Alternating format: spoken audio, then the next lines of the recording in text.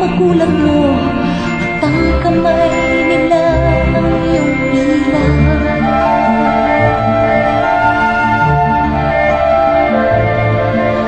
At ang nanay at tatay mo'y di malaman ng gagawin, minamasdan pati pagtulog mo.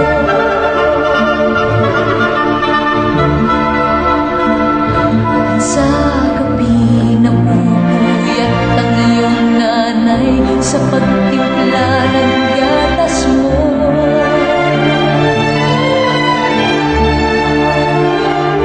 At sa umaga na may kalong ka ng iyong amang tuwang-tuwa sa'yo.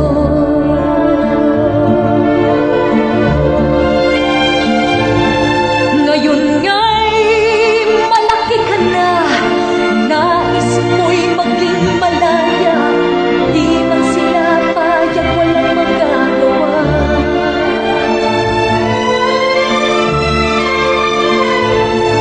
Ikaw nga'y biglang nagbago, naging matigas ang iyong ulo, at ang payo nila'y sinuway mo.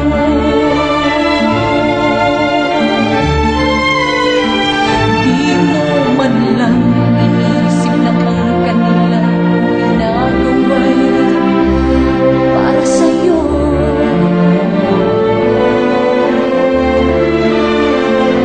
Pagkat ang nais mo'y masunod ang layaw mo, di mo sila pinapansin.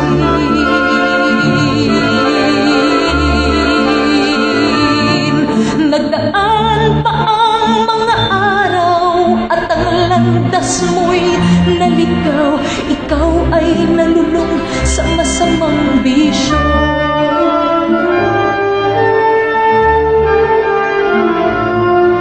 At ang una mong nilapitan, ang iyong inang lumuluha, at ang tanong, anak, ba't ka nagkaganyan?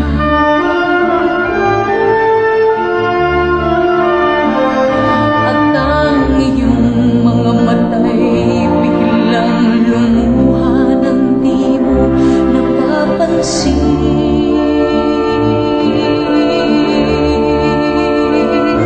Pagsisisi at sa isip